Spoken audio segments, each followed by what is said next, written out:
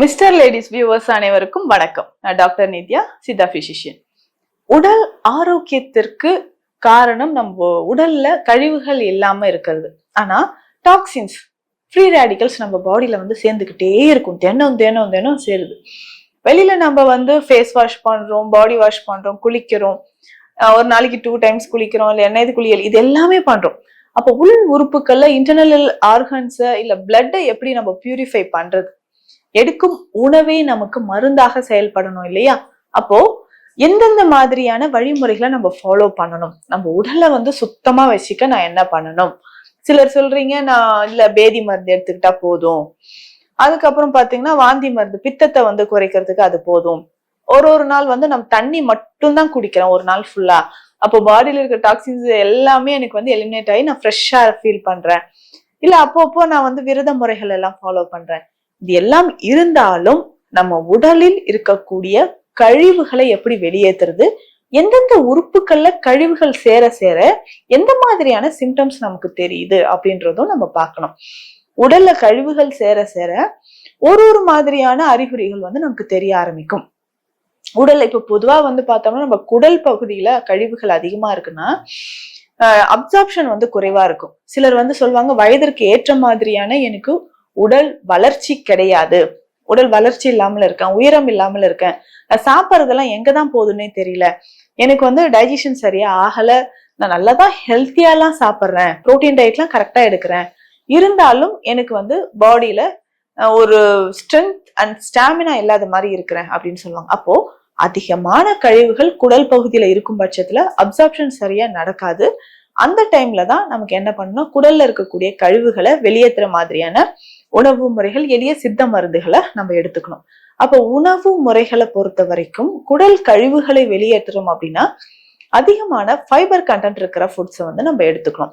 இப்போ fibre content இருக்கக்கூடிய ஃபுட்ஸை தொடர்ந்து நம்ம எடுக்க குடல் பகுதியில் இருக்கக்கூடிய கழிவுகள் எங்காவது நமக்கு சிக்கிட்டு இருக்கு அப்படின்னா அந்த நார்ச்சத்தோட சேர்ந்து மலத்தில் வெளியாகும்.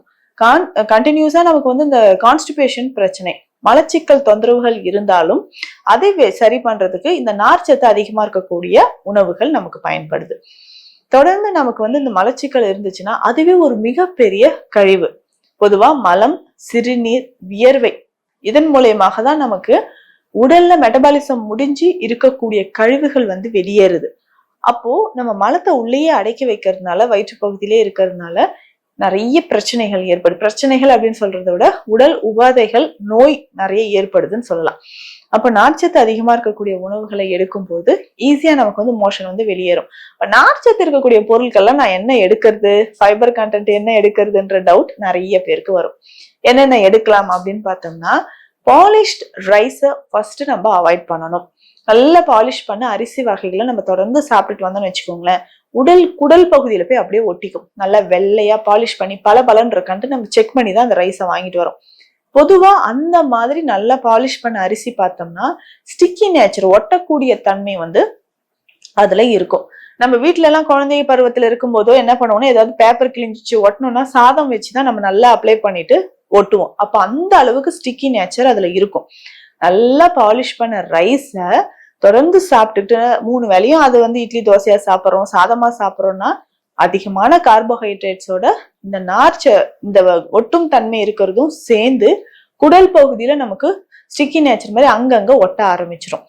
அப்போ என்ன ஆகுதுன்னா, சரியா டைஜஷன் ஆகாம பவல் மூமெண்ட்ஸ் பாதிக்கப்பட்டு மலச்சிக்கல் ஏற்படுறதுக்கு இதுவும் ஒரு காரணம். அப்போ பட்டை தீட்டப்படாத பாலிஷ், அதாவது அன்பாலிஷ்ட் ரைஸை நம்ம எடுத்துக்கலாம். சிறுதானிய வகைகளை உணவுல நிறைய சேர்த்துக்கலாம். சிறுதானியங்களை நம்ம பாலிஷ் பண்ணாம இருக்கிறதுனால இதுலதான் நிறைய நார்ச்சத்து இருக்கு. அதே மாதிரி வெஜிடபிள்ஸ் நிறைய எடுத்துக்கணும். முக்கியமா பிஞ்சு காய்கறிகளை நிறைய எடுத்துக்கணும். ஸோ இதெல்லாம் எடுக்கும்போது நம்ம பாடியில குடல் பகுதியில் இருக்கக்கூடிய கழிவுகள் வெளியேறுது. ஸோ இந்த மாதிரி நம்ம நார்ச்சத்து, கீரைகள், காய்கறிகள் மற்றும் ஃப்ரூட்ஸ் எடுக்கும்போது ஜூஸ் இல்லாம நம்ம ரா ஃப்ரூட்ஸ் அப்படியே கடிச்சு சாப்பிடுறது பெட்டரா இருக்கும். அப்பதான் முழுமையான ஒரு நார்ச்சத்துன்றது நமக்கு கிடைக்கும். அதுவே நமக்கு என்னன்னா, அடுத்தது சில கண்டிஷன்ஸ்ல பார்த்தோம்னா அதிகமா ஹேர் ஃபால் இருக்கிறது, முடி உதிர்தல் பிரச்சனை இருக்கிறது, கண்கள்ல வீக்கம், அதிகமான வீக்கம் இருக்கிறது, கால்கள்ல வந்து பாதத்துக்கு மேல் பகுதியில வீக்கம் இருக்கிறது, வயிறு சில சமயம் உப்புசமாகிறது, இது எல்லாமே சிறுநீரகங்கள்ல கழிவு இருந்தா நமக்கு தெரியும். முக்கியமா கால் பாதங்கள்ல கட்டை விரல் பகுதியில, இந்த பாதத்தோட கட்டை விரல் சேர்ற அந்த இடத்துல ஒரு வீக்கம் இருக்கும். கட்டை விரல்ல அதிகமா, இப்ப கட்டை விரல்னா அதோட ஓர பகுதிகள்ல நமக்கு வலி ஏற்படும். எதனால ஏற்படுது? சிறுநீரகங்கள்ல கழிவுகள் இருக்கு, உடல்ல அதனால் கழிவுகள் சேருது. முக்கியமா யூரிக் ஆசிட், யூரிக் ஆசிட் சேர்றதுனால கால் கட்டை விரல்ல அதிகமான வலி ஏற்படுது. இந்த மாதிரி இருக்கும்போது சிறுநீரகங்கள்ல அதிகமா கழிவு தேங்கி இருக்குன்றத நம்ம தெரிஞ்சுக்கலாம். அதே மாதிரி நம்ம வாய் கசப்பு ஏற்படுது, காலையில எந்திரிச்சோடனே தனித்தனியா வாந்தி வருது, தலை சுத்தல், திடீர்னு வந்து தலை சுத்தல் ஏற்படுது, இந்த காரணங்கள் இருந்துச்சுன்னா கல்லீரல்ல அதிகமான கழிவுகள் இருக்கு அப்படின்னு தெரிஞ்சுக்கலாம். இப்ப நம்ம உடல் உள்ளுறுப்புகள்ல இருக்கக்கூடிய கழிவுகளை முழுவதுமாக வெளியேற்றணும் அப்படின்னா முக்கியமா இந்த கல்லீரல் மற்றும் சிறுநீரகங்கள் இது இரண்டிலுமே இருக்கக்கூடிய கழிவுகள் வெளியேறணும் இல்லையா? அப்போ பேசிக்கா நம்ம என்ன பண்ணலாம்னா, இதற்குமே சித்த மருத்துவத்தில் தனியாக கொடுக்கக்கூடிய மருந்துகள் இருக்கு. அதாவது சிறுநீரக சுத்தி சூரண குடிநீர் அப்படின்ற ஒரு மருந்து இருக்கு.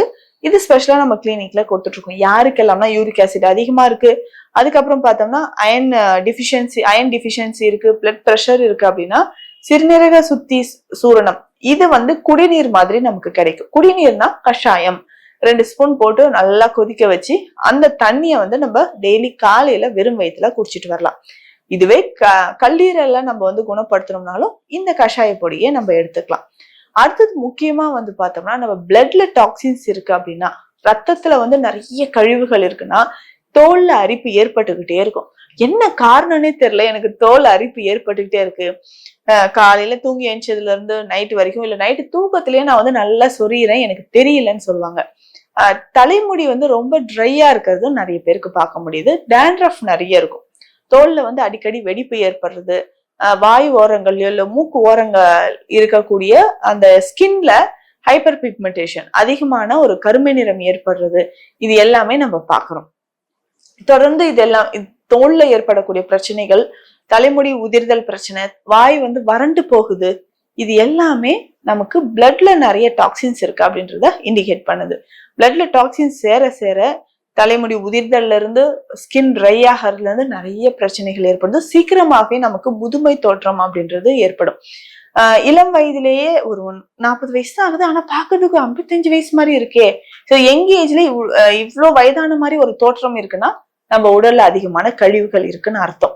இப்ப இந்த கழிவுகளை பொதுவா நான் எப்படி வெளியேற்றலாம் அப்படின்னு பார்த்தோம்னா, நம்ம சிறுநீரகம் தொடர்பான நோய்களோ இல்ல கல்லீரல் தொடர்பான நோய்கள் இருந்துச்சுன்னா அதற்கு ஏற்ற மாதிரி மருந்து முறைகளை எடுக்கணும்.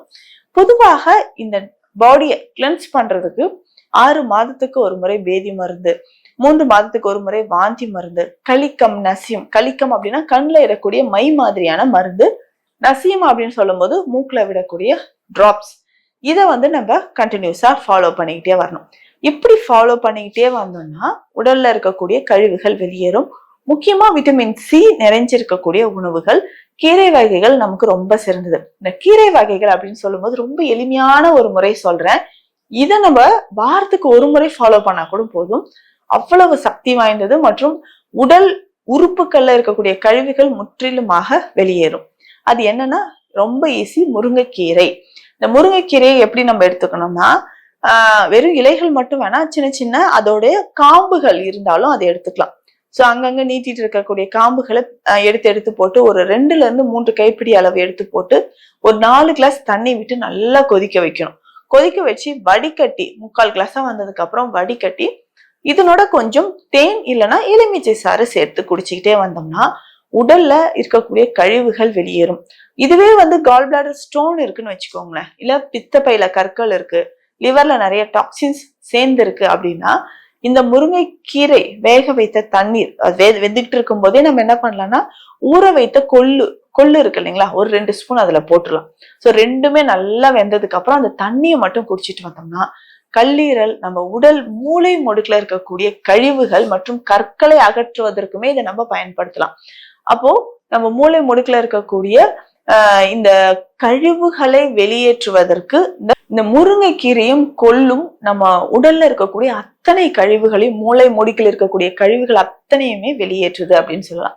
பொதுவாகவே கொள்ளு சொல்லுவாங்க, கொழுத்தவனுக்கு கொள்ளு அப்படின்ட்டு. நம்ம உடல்ல அது எதற்காக சொல்றோம்னா டாக்ஸின்ஸை ரிமூவ் பண்ணணும் அப்படின்றதுக்காக. அப்ப முருங்கைக்கீரையும் இந்த கொள்ளும் சேர்ந்த இந்த காம்பினேஷன்ல நம்ம எடுத்துட்டு வந்தோம்னா எப்பேற்பட்ட கழிவுகளும் உடல்ல இருந்து வெளியேறும். சிலருக்கு லூஸ் மோஷன் ஆகிறதுக்கு வாய்ப்பு இருக்கு. அப்ப இது ஒரு ஹேபிட்டாவே வச்சுக்கோங்க. வார வாரம் ஞாயிற்றுக்கிழமை சண்டே லீவ்ல இருக்கீங்கன்னா, எந்த நாள்ல உங்களுக்கு லீவ் இருக்கோ அப்ப காலையில மட்டும் இதை ஒரு வேளைக்கு இந்த முருங்கைக்கீரையும் கொள்ளும் சேர்த்து நம்ம குடிச்சிட்டு வந்தோம்னா நம்ம உடல்ல இருக்கக்கூடிய டாக்ஸின்ஸ் கம்ப்ளீட்டா வெளியேறுது அப்படின்னு நம்ம தெரிஞ்சுக்கலாம். இதுக்கப்புறம் பார்த்தோம்னா நிறைய காஃபி குடிக்கிறது, டீ குடிக்கிறது, இந்த மாதிரி ஹேபிட்ஸ் எல்லாம் ரெடியூஸ் பண்ணிக்கோங்க. காஃபி டீ நிறைய குடிக்க வேண்டாம்.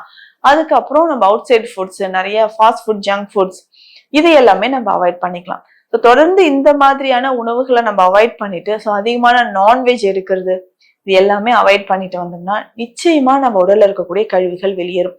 கழிவுகளின் தேக்கம் தான் உடல் நோய்க்கு முக்கியமான காரணம். அப்ப கழிவுகளை வெளியேற்ற எளிய முறைகளை நான் சொல்லியிருக்கேன். அப்பப்போ நம்ம விரதம் இருக்கிறது, வாரம் ஒரு நாளைக்கு 2 வேளை சாப்பிடுறது, தண்ணீர் நிறைய குடிக்கிறது, இந்த மாதிரி ஹேபிட்ஸ் எல்லாம் நம்ம உடலுக்கு நல்லது. ஆனா யார் எந்த மாதிரியான உணவு எடுக்கணும், உணவு முறைகளை ஃபாலோ பண்ணணும் அப்படின்றத நல்லா தெரிஞ்சுக்கணும். இந்த பதிவு நம்ம உடல்ல இருக்கக்கூடிய கழிவுகளை எப்படி வெளியேற்றுறது, அதனால் வரக்கூடிய அறிகுறிகள் என்ன, நோய்கள் என்ன, அதுல இருந்து வெளிவரக்கூடிய எளிய தீர்வுகளை பார்த்தோம். மீண்டும் அடுத்த பதிவில் சந்திக்கலாம். நன்றி.